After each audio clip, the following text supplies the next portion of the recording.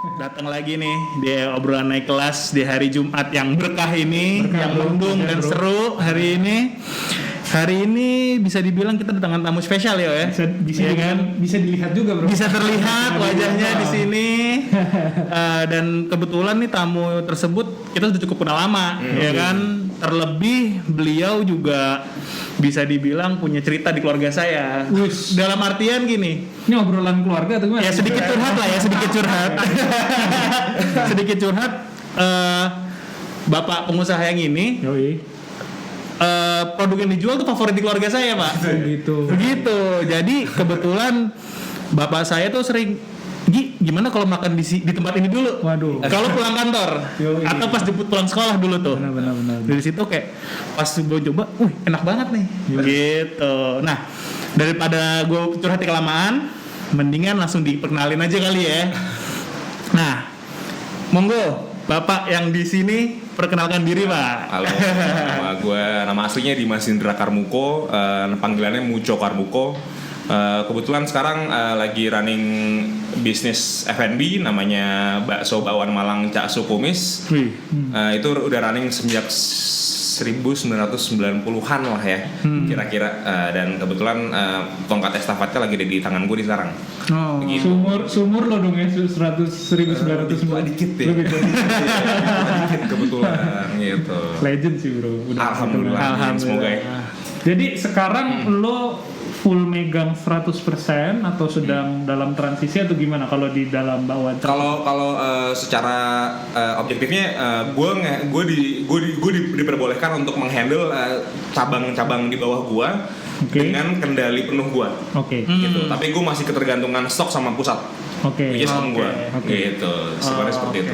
Boleh diceritain nggak Cuk, berapa total cabang yang di bawah kendali lo sekarang berapa? Total cabang di bawah gue cuma 2, baru buka kemarin di Cempaka Putih sama di Pancoran. Di Pancoran ini express konsepnya, tapi kalau di bawah kendali om gue ada 11. Jadi total ada 13 sekarang. Total 13 cabang. Nah, tapi kebetulan di bulan-bulan ke depan mungkin yang bakal nge-handle ekspansi ke selatan tuh gue.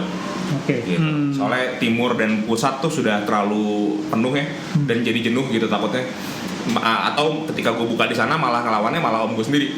Gitu, gue takut kanibal. Lebarkan sayap aja nih ke arah selatan. Menuju selatan lah ya, gitu. Menuju selatan. Oke. Tertarik nih gue Cuk. Jadi gue cerita sekarang nih. Boleh, silakan Pak Tio curhat. Jadi kakek nenek gue tuh pengusaha Cuk. Siap. Dan naik turun lah. Pernah sukses besar, pernah kolaps juga dan lain-lain gitu. Tapi nyokap gue dan anak-anak dari kakek nenek gue nggak ada yang lanjutin jadi usaha nih, karena trauma dengan fluctuation atau fluktuatif lah si pengusaha. Gue pengen nanya kenapa lu memilih untuk jadi pengusaha nih, melanjutin dibanding profesi lainnya. Kalau personalnya sih kenapa gue lebih milih pengusaha gitu. Kan kalau misalnya belakangan ini banyak banget nih kayak gimana ya gue ngejelasinnya, pikiran-pikiran tertutup terhadap kayak yang bener tuh mana sih antara menjadi pegawai atau menjadi pengusaha gitu, atau malah menyalah-nyalahkan satu dan lainnya gitu. Kayak misalnya yang pengusaha nyalahin apa lo jadi pegawai ya, terus kayak pegawai juga susah tau jadi pengusaha dan segala macam kayak gitu. Gue mikir menurut gue itu sebuah pilihan antara menjadi pengusaha atau menjadi pegawai, dan ya kita nggak ada yang benar-benar tahu kan kita ngapain hidup sebenarnya gitu loh. Jadi kayak don't judge aja gitu. Tapi kebetulan ketika gue memilih sebagai pengusaha, kenapa? Karena ya satu, gue suka banget waktunya lebih senggang gitu ketika sudah running sekarang gitu sifatnya. Karena menurut gue lebih baik ada dibanding nggak ada setiap waktu ya. Maksudnya kayak lebih baik ada waktu dibanding nggak ada waktu, lebih baik ada duit dibanding nggak ada duit. Dan terus kecuali masalah ya bro. Kecuali masalah. Lebih baik nggak ada daripada ada. Kamu utang ya bro. Alhamdulillah begitu sih seperti itu. Dan gue suka banget sih, gue susah banget diatur, tapi gue tahu gue lumayan cukup pandai lah dalam mengatur. Begitu. Dan banyak aja keresahan-keresahan yang bisa gue langsung solusikan ketika gue yang ngatur. Gitu. Seperti itu sih. Jadi core value-nya freedom atau nilai utamanya freedom bisa dibilang kayak gitu. Bisa dibilang seperti itu.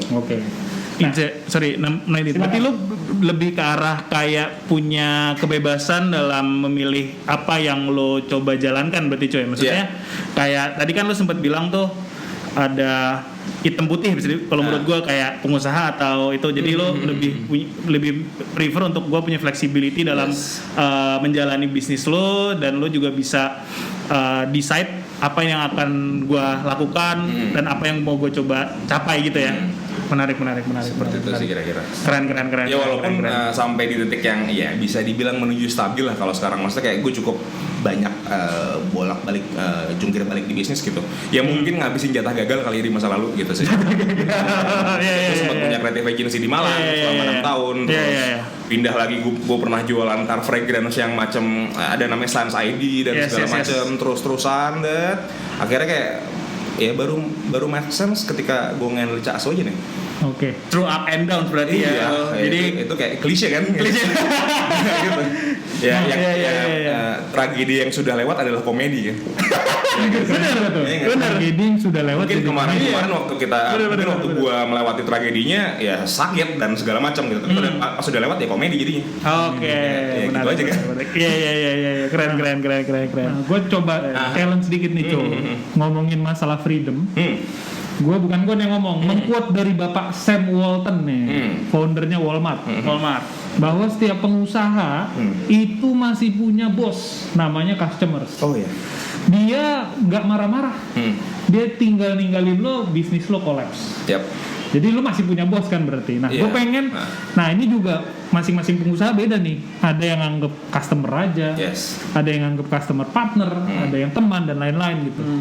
Kalau lo nih di Caksu Kumis, gimana? Paling penting menurut gue ngomongin konsumen, gimana sih lo memandang konsumen? Kalau untuk masalah, gue setuju banget kalau siapapun, lo dimanapun lo bekerja, baik pengusaha maupun lo bekerja gitu, pegawai, lo pasti punya bos. Nah, tapi kalau gue kebetulan udah dikasih peran nih, jadi menjadi bos di Caksu gitu.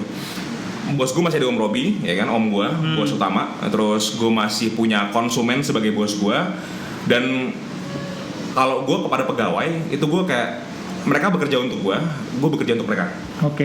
Gitu. Jadi kayak ketika mereka menyelesaikan masalah buat gue bakal menyelesaikan masalah mereka. Oke.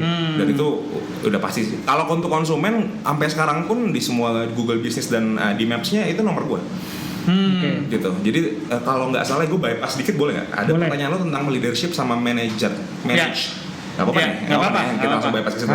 Hajar aja. Menurut gue, kalau gue sendiri atau kebetulan di bisnis yang sekarang yang di Caksu Kumis, gue typical leaders yang suka micromanaging. Jadi kayak gue suka banget semua hal di bisnis gue itu berjalan di bawah kendali gue 100%. Jadinya gue bakal capek, tapi gue suka.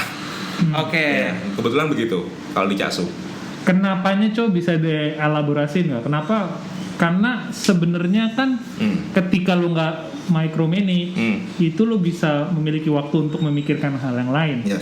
Kenapa lo memutuskan untuk tetap memikirkan itu secara detail? Mungkin untuk sampai waktu yang belum tahu sampai kapan ya. Untuk kalau di bisnis kan menurut gue kayak semacam sustaining uncertainty ya. Kayak lo memastikan ketidakpastian gitu. Sampai itu menunjukkan cahaya pasti, mungkin gue bakal micromanage. Ya. Itu berdasarkan keresahan lo akan ketidakjelasan dari proses bisnis lo. Iya, gitu. Betul. Menarik tuh. Nah, jadi kayak, tapi ya kembali lagi kayak micromanage gue pun bener-bener kayak settling down the system gitu. Gue suka banget soalnya kayak ada sebuah masalah nih di pegawai gue gitu, kayak ada flow yang tidak benar gitu. Ketika dibenarkan tuh kayak akhirnya ada otomatisasi yang menyebabkan gue punya banyak waktu. Itu sih. Kayak terapi ya, coba pas ngeliat itu bener kayak, aduh mantap. Mungkin yang gue bilang gue micromanage gitu, tapi yang pada kenyataannya gue cuma kayak ngencengin script di sistem aja. Make sense. Sebenarnya begitu. Nangkap sih. In terms of management berarti sampai kadang-kadang gue mikir kayak senggang juga ya. Gitu. Akhirnya begitu. Aftermath. Nah, gue agak menarik tuh. Poinnya di mana lu micromanaging sebenarnya kalau menurut di sudut pandang gue.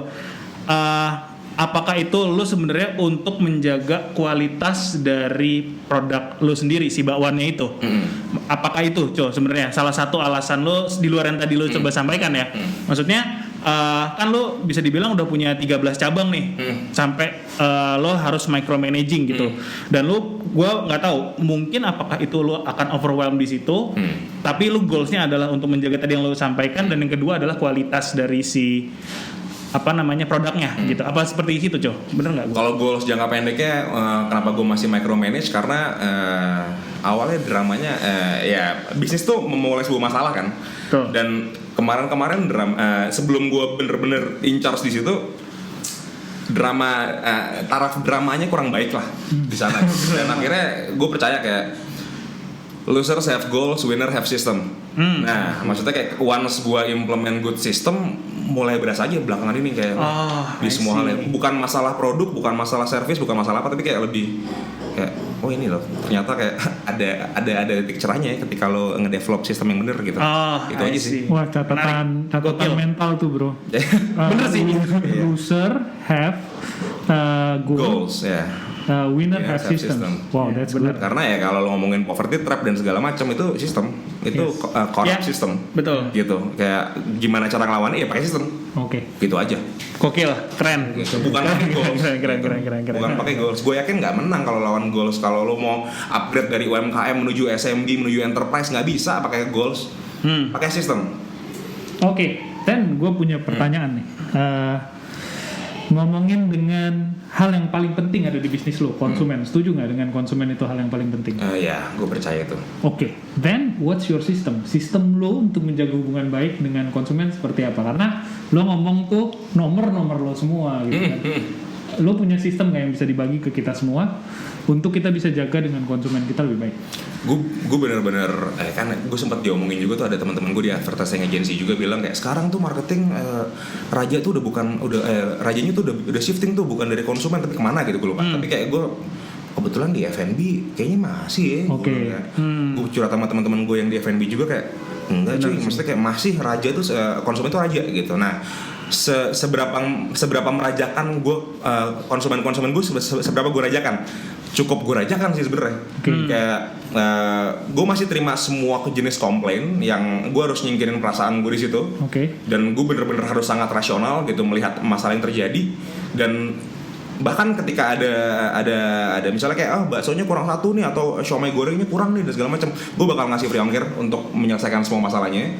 Dan at the end of the day, ketika dia malah gue bisa nge-turn complaints menjadi sebuah leads untuk marketing gitu. Mantap. Gitu sih. Oh, jadi ini ya. Atau sengaja memunculkan komplain untuk orang kontak gue.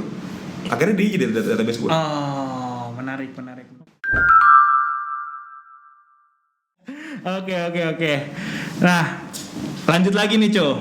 Gua punya pertanyaan sebenarnya buat lo nih, Co. Jadi bisa dibilang kan tadi gue sempat cerita sama lo, keluarga gue kan cukup loyal lah dengan bawaan Casu Kumis. Bokap gue kan juga kebetulan orang Jawa Timur.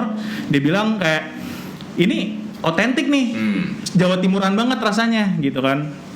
Dan itu image yang akhirnya terbentuk di bokap keluarga gue ya gitu. Dan menariknya image tuh gue rasa udah cukup bagus gitu kan ya, walaupun sampelnya mungkin dari keluarga gue.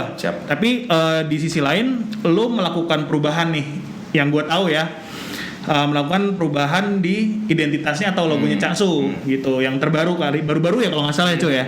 Jadi boleh nggak, Co, diceritain tuh kenapa akhirnya lo bisa ngerubah itu dan apa sih filosofinya akhirnya lo bisa sampai sana? Why-nya nih ya. Why-nya mungkin. Kenapa lo milih itu? Gitu. Kalau untuk masalah kenapa terjadi itu rebranding apa redesign sebenarnya? Kalau logonya berubah mungkin ke rebranding. Rebrand sih. Kalau kenapa di rebranding? Gue dari dulu sempat nge-handle beberapa brand juga karena gue pernah punya creative agency di Malang. Dan memang ya maksudnya kayak untuk nge-treat sebuah brand itu beda-beda ya, kayak pendekatannya dan segala macam. Kebetulan pendekatan yang pas untuk si Casu Kumis ini karena sudah 30 tahun running dan ini masuk ke dulu ini sebelum gue bener-bener involved di Casu Kumis, gue tuh bikin skripsi gue tentang Casu kebetulan. Gue ngebedah Casu nih. Barengan Adit nih, si gila-gila ya kan. Di Universitas Bakri. Terus gue bikin skripsinya itu tentang pokoknya kayak setelah gue bedah itu kan ibarat kata basicnya bisnis itu 4 ya kan. Kalau ngomongin produk ya, place, promotion, produk yang pertama, terus P terakhirnya itu price. Ya kan? Yang baru dijawab sama Cak Su itu cuman produk. Dan dia bisa sustain selama 30 tahun. Ada sih, maksudnya kayak ada fenomena takdir apa fenomena apa yang kalau bisa sustainability gitu. Dan bisa establish sampai sekarang gitu. Nah, gue mikir kayak wah ini banyak sekali PR-nya ya. That's why gue mau involve. Kalau nggak banyak PR-nya mungkin gue bikin brand lain ya. Nanya dikit Cok di sana Cok. Gimana lo bisa, ini tentang skripsi lo dan mungkin refleksi buat pebisnis yang lain ya. Gimana lo bisa menyatakan bahwa baru produk? Nah, dari indikator mana? Yes, gini. Buat gue kenapa produk doang, karena nggak bisa didinai emang produk Cak Su Kumis sendiri memang enak banget. Superior bro. Yang pernah nyobain. Apalagi hujannya. Alhamdulillah ya, maksudnya kayak orang menyetujui itu. Mungkin ada yang bilang biasa aja, tapi lebih banyak yang bilang enak. Alhamdulillah. Gue potong dikit. Istilahnya Muco tuh cakung Picasso bro. Cakung Picasso. Apa cakung Picasso? Cuaca mendukung, pingin makan bakso. Mohon maaf, gue memotong, itu penting istilahnya Picasso. Kelas. Selama 30 tahun jalan, kenapa gue ngedefine kalau misalnya Cak Su itu cuma menjawab satu PR-nya gitu. Kalau untuk masalah produk nggak ada masalah, udah cukup. Dan menurut gue 30 tahun tanpa ganti menu atau tanpa tambah menu, menurut gue tuh gila. Gitu loh, maksudnya kayak wah lu gila banget ya, maksudnya kayak bisa sustain. Dan apalagi pandemik, sales kita meningkat gitu, malah kayak wah ini aneh banget gitu. Terus gue coba jawaban atau kayak promo Jo, bahkan spanduk tuh gak pernah diganti dari dulu gitu. Iya, betul. Wah gila juga loh gitu kayak. Benar. Banyak banget PR-nya. Dan terus kalau masalah place, lo lihat sendiri deh. Gue sebelum gue nge-handle Cak Su, gue ngedefinisiin Cak Su Kumis itu kayak warung bakso enak tapi busuk aja buat gue. Gitu kayak wah nggak nyaman dan segala macam, servisnya kurang bagus dan kayak ini tempat kok begini banget gitu loh kayak, tapi enak rasanya gitu kayak cuman kayak jadi mitos aja jadinya, kayak jadi legend gitu. Nah kalau untuk masalah price gitu kayak gue mikir kayak ini kenapa nggak expand keluar kota ya karena mahal, simple buat gue gitu. Karena gue 6 tahun kuliah di Brawijaya Malang, itu harga di sana tuh wah, bakso Malang tuh kayak bakso Malang gerobak bro, walaupun di resto. Jadi kayak harganya 2.000, 2.500, 3.000 dan gue bisa menjual harganya satu pieces 5.000 itu cuma di Jakarta. Dan nggak ada komplain masalah harga. Dan gue mikir itu bakal bikin langkah gue terbatas di masalah ekspansi. Karena ya kebetulan kalau ngebuka dapur sedikit, dapurnya unsystemized aja, nggak SAP-nya kurang ketat dan segala macam. Menurut gue, once gue dikasih dapur nanti gue bakal ngelakuin efisiensi jelas-jelasan sih. Dan yang bisa menurunkan harga itu gitu, supaya makin banyak lagi yang bisa menyicipi atau menikmati gitu. Karena menurut gue sekarang cuma bisa diakses sama middle up. Si kondisi sekarang Cak Su Kumis ini. Kondisi dengan harga sekarang. Menurut gue semua orang harus tahu rasa enak kayak gitu. Nah cuma itu ya, price-nya itu emang jauh di atas rata-rata. Mungkin orang pas beli kayak mahal banget, pas dinyam bangke enak lagi gitu kan. Walaupun memang nih harganya 5.000, kita punya jumlah item SKU itu ada 7 dari dulu sampai sekarang nggak perlu 8 lah mungkin sama tahu coklat tambahan tuh. Tapi menurut gua satu mangkok itu memang cukup.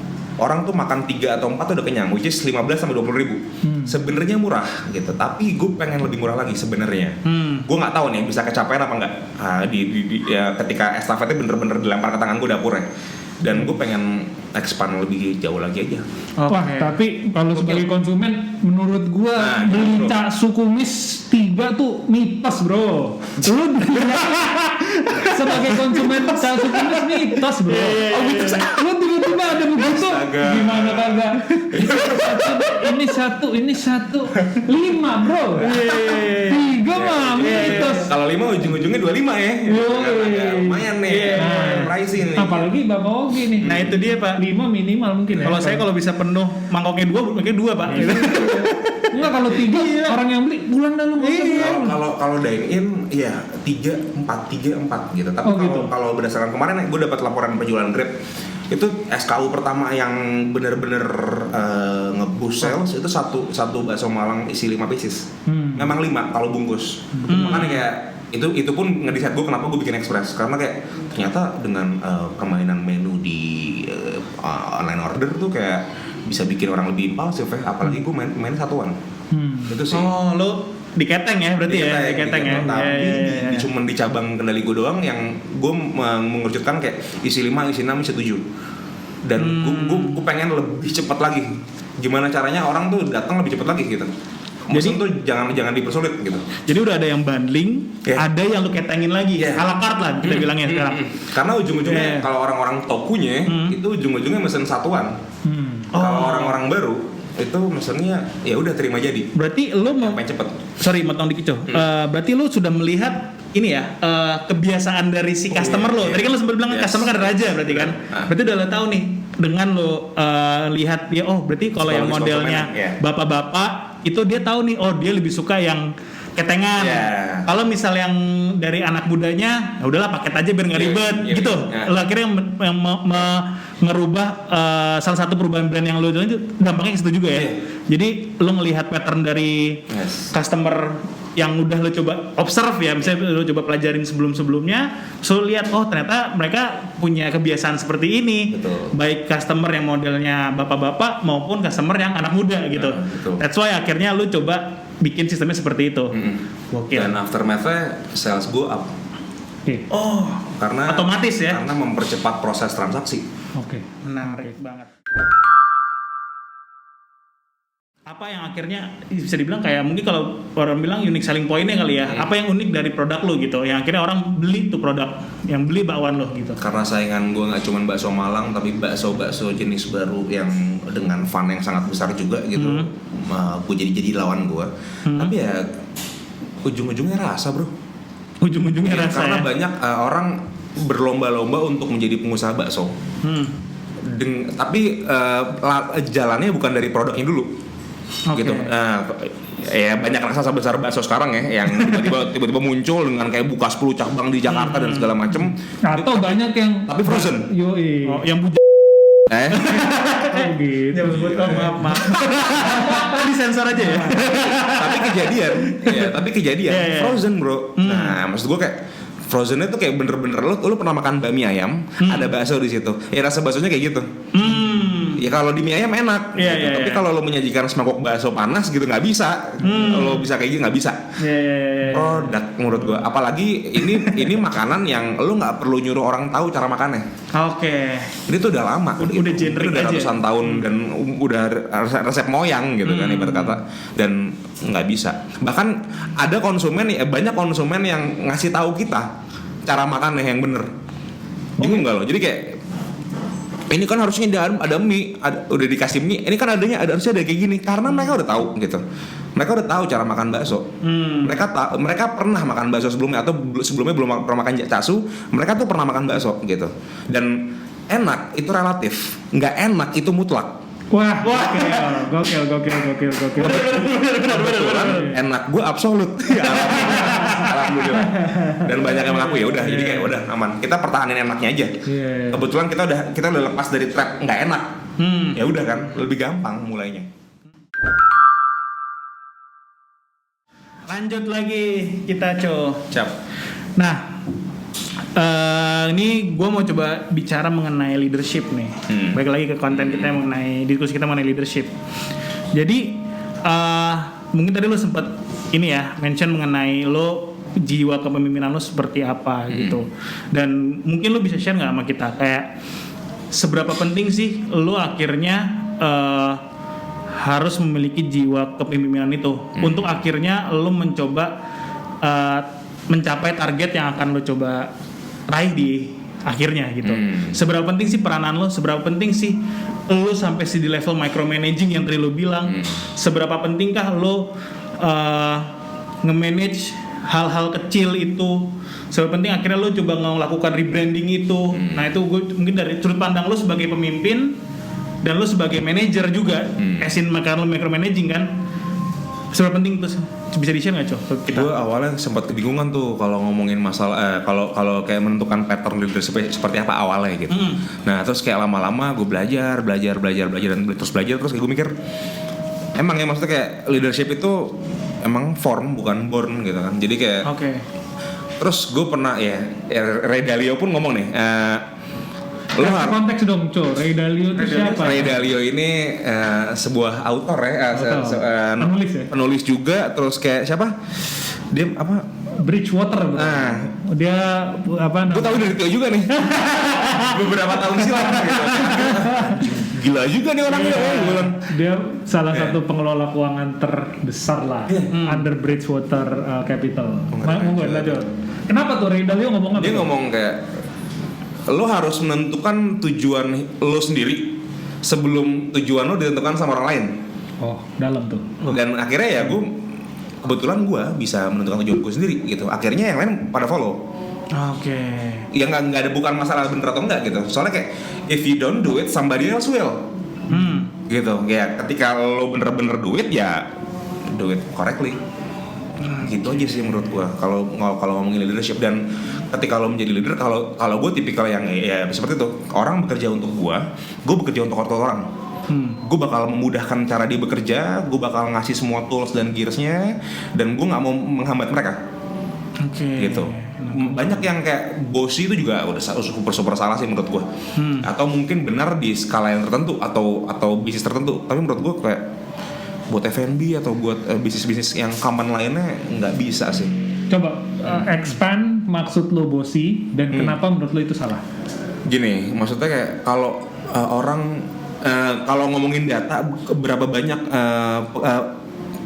tingkat orang keluar dari perusahaan itu satu bukan karena duit, bukan karena BCD deh, itu karena bosnya aja.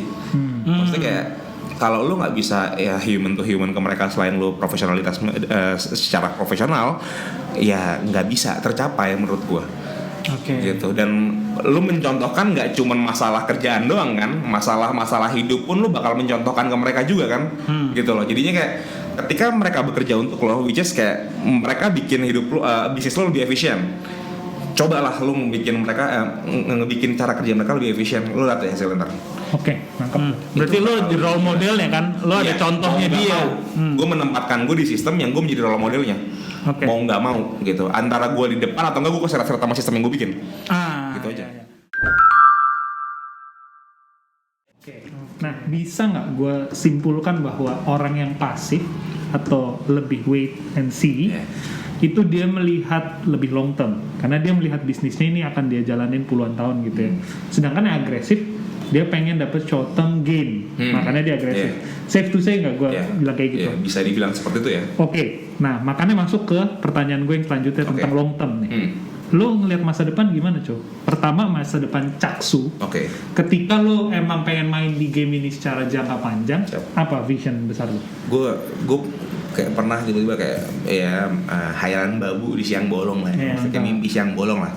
Kayak gue punya visi terhadap si Caksu Komis sendiri, kayak bisa nggak ya kayak ada sebuah video yang tiba-tiba kayak munculnya di kepala gue gitu, kayak ada pasangan masih SMA makan di tempat bakso yang buruk tapi rasanya enak gitu. Terus kayak abis itu di SMA, dia lulus kuliah, terus tiba-tiba dia udah punya anak, terus akhirnya anak SMP, terus anak SMP ini punya pacar lagi, terus kayak, dan gue pengen Caksu menjadi heritage aja sih. Gokil. Legacy ya. Di kesana gitu. Jadi kayak kita selalu punya alasan untuk orang balik ke kita.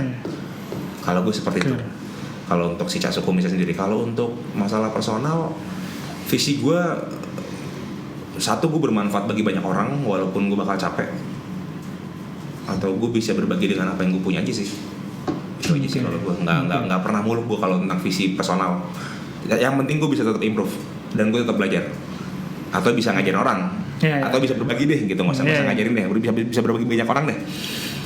Sedihnya itu banyak yang bokap nyokap kita tempat pacarannya udah nggak sustain sekarang ya. Atau terlalu berubah sehingga kita nggak kenal sama tempat itu, gitu kan. Menurut gue jadi heritage salah satu visi mulia banget sih bro. Karena at the end orang merasakan pengalaman itu udah pakai hati. Akhirnya dulu pernah makan di Caksu gitu, apa kabar kalau itu nggak ada? Jadinya kayak dulu pernah ada namanya bakso namanya Caksu. Beda hal dong sama kayak kamu ke Caksu deh, coba deh. Dulu itu kan tempat mama sama papa ketemu gitu. Macam-macam. Dan bahkan gue beberapa kali sering lihat kayak drama ada perselingkuhan di Caksu macam itu terjadi cuy. Ya, karena selain konsumnya dia manusia juga berarti gitu. Lingkup kehidupan drama baik dan buruk kayak gitu kan. Ya itu yang jadi kayak gue lebih seru kayak ada cerita kayak gini, sampai ada klien kayak ngechat kayak, "Mas, itu Mas ini Mas suami saya kayak gini nih dan segala macam gitu. Ini bentuk dia kirim fotonya gitu. Itu coba dipantauin tuh di situ. Ada nggak suami saya? Ada Bu. Tapi jangan bilang menurut saya Bu. Jadi drama seru aja. Wah aneh banget nih gue bilang. Itu kalau bakso tuh menyimpan cerita banyak tuh bro ceritanya. Banyak banget. Karena sisi hidup kita selalu ditemani dengan bakso hangat ya bro. Bakso hangat. Betul. Oke, clear banget. Dan kalau gue belajar banget dari lo untuk pertama percaya sistem, ya kan? Percaya sistem, menjalani sistem, dan mencoba melihat sesuatu tuh dengan jangka panjang, bukan dalam jangka yang pendek gitu. Karena dengan itu lo bisa lebih bijak menjadi pengusaha dan memanfaatkan momentum-momentum yang ada ketika lo sabar. Ya kan? Munculnya kan? Itu setuju banget gue. Dan nggak perlu punya misi yang konsekuensi kayak mau kaya mau apa, semua konsekuensi. Gue nggak pernah, alhamdulillah belum pernah menjadikan itu sebagai tujuan sih. Tapi ketika kakek nenek nyuruh cucunya untuk pacaran di Caksu, wah that's something bro. That is really something. Dan itu menurut gue menarik banget gitu. Gokil sih. Menarik. Mungkin dari Pak Ugi ada pertanyaan atau? Gue lebih ngelihat ini ya, dari obrolan kita tadi nih ke belakang, gue ngelihat ada beberapa poin yang menurut gue menarik banget sih. Terutama yang di statement baru ini muncul cerita gitu. Lo lebih suka menjadi orang yang bermanfaat gitu. Gue lebih jujur, gue sih kena di situ karena bisa dibilang tuh salah satu filosofi gue juga dalam berusaha gitu. Karena ketika lo bisa ngebantu orang, ketika lo niatnya baik untuk membantu orang dan orang itu bisa lu dipercaya sama orang mengerti apa yang akan lo coba sampaikan dengan lo menjalankan dengan baik dan benar, gue rasa gue sesimpel kayak itu amal buat lo sendiri tanpa lo harus mencari itu susah-susah gitu loh. Karena itu udah niatnya lo udah baik, berbisnis dengan cara yang baik, dengan cara yang benar, otomatis hasilnya akan baik. Dan benar kata Tio tadi dulu bilang, konsekuensinya apapun akan terjadi udah pasti baik juga kalau menurut gue, despite dengan drama-drama yang di dalamnya udah pasti gitu. Benar. Cuman itu namanya bisnis kan, tapi menurut gue ending dari goalsnya adalah untuk menjadi bisnis untuk membantu orang, bisnis untuk bisa membuat bahagia orang, ya kan? Dan itu jauh lebih bermanfaat sih. Itu menurut gue highlight yang paling penting menurut gue di situ. Yang kedua, gue sangat tertarik dengan pola pikir lo untuk menjadi sistem gitu. Jadi sistem itu menarik ya. Maksudnya ketika lo bisa bikin sistem yang baik, dengan sistem yang baik juga lo bisa mengembangkan bisnis dengan cara yang baik juga gitu. Dan bikin banyak orang jadi lebih baik. Betul. Juga. Karena menurut gue lain semuanya. Atau sebagai personalnya kita pun jadi takut berbuat buruk. Itu maksud gue. Karena kalau sistemnya bagus banget ini gitu. Iya. Ini kalau nggak bisa benar. Lupa gitu. Benar kalau kalau bilang deh, lo bikin sistemnya bagus nih, baik, ke belakangnya baik juga. Mau nggak mau cuy. Lain dengan goal lo juga kan. Lo ingin berbuat yang baik, ya udah pasti hasilnya baik. Benar. Jadi poin terbesar gue sih itu, dan itu menurut gue kena banget menurut gue di gue pribadi gitu, karena filosofi dalam sih. Karena kan ada orang filosofi aku pingin cuan doang gitu. Ada filosofi gue pingin ya tadi lo fame tadi lo bilang kan, kalau lo filosofi baik gokil sih. Respect gue, itu respect banget buat gue. Jadi itu keren banget. Gue seneng dalam conversation ini terbuktikan bahwa orang di balik usaha yang sukses tuh pasti filosofinya dalam bro. Betul. Dan hari ini kita buktikan. Jadi many thanks to you nih udah sempetin. Thank you banget coy. Lalu diundang kayak gini. Deg-degan juga nih awalnya nih. Berat konco lama. Ini coy depan panggung kita ini. Bensin suaranya rada tipis juga tadi. Nanti kita tampilin di situ. Gimana? Sampai bertemu next episode atau gimana? Next episode kita stay tune aja nanti di sini. Mantap. See you on the next episode ya guys.